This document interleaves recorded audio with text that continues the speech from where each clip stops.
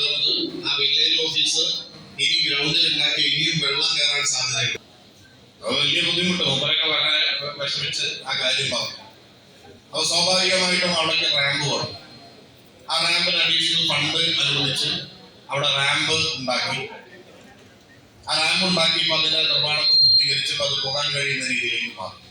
ഇതൊക്കെ ഈ ആവശ്യങ്ങള് പലപ്പോഴും നമ്മൾ എത്ര പറഞ്ഞാലും എത്ര കാര്യങ്ങൾ കരുതലുണ്ടായാലും ചിലപ്പോൾ നമുക്ക് തിരിച്ചറിവ് ആ കാര്യങ്ങളിൽ ചിലപ്പോൾ വന്നുകൊള്ളണമെന്നില്ല.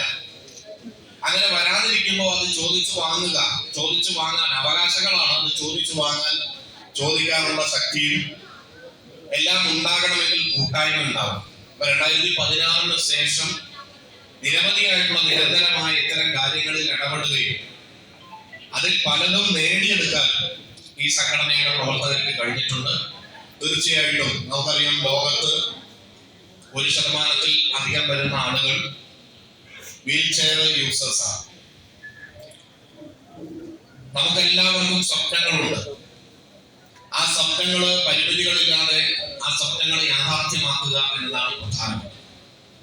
ആ സ്വപ്നങ്ങള് യാഥാർത്ഥ്യമാക്കുന്നതിന് വീൽ ചെയർ ഒരു തടസ്സമാകാതിരിക്കുക, അങ്ങനെയുള്ള ഒരു സമൂഹം നമ്മുടെ മുമ്പിൽ ഉണ്ടാക്കുക എന്നത് തന്നെയാണ് ഏറ്റവും പ്രധാനപ്പെട്ടത്.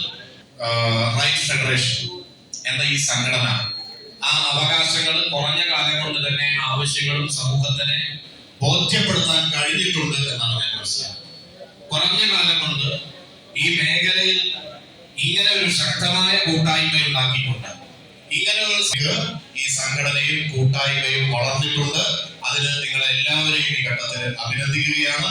തീർച്ചയായിട്ടും പരിമിതിയില്ലാത്തൊരു സമൂഹം നമുക്ക് യാഥാർത്ഥ്യമാക്കുന്നതിന് ഇനി ഒരുപാട് ദൂരം, ഈ മേഖലയിൽ മാത്രമല്ല മറ്റു പല മേഖലകളിലും ഒരുപാട് ദൂരം നമുക്ക് നടക്കേണ്ടതുണ്ട്. മറ്റ് സ്കൂളുകളടക്കമുള്ള സ്കൂളുകളിൽ അത് നമ്മുടെ മണ്ഡലത്തിലാണ്.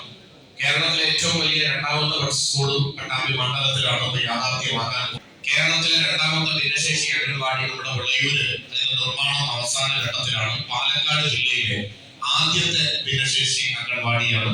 ഭിന്നശേഷിക്കാരായിട്ടുള്ള എന്നതിന്റെ ഭാഗമായിട്ടാണ് ഭിന്നശേഷി അംഗൻവാടി നമ്മൾ ആദ്യമായിട്ട് പട്ടാമ്പിയിൽ ആരംഭിക്കുന്നത്. അതോടൊപ്പം മറ്റു പല വില്ലേജ് ഓഫീസുകൾ അടക്കമുള്ള സ്ഥലങ്ങളിൽ പക്ഷെ ഇന്നും എല്ലാ സൗഹൃദമാക്കുന്നതിനും അതുപോലെ തന്നെ അത്തരത്തിലുള്ള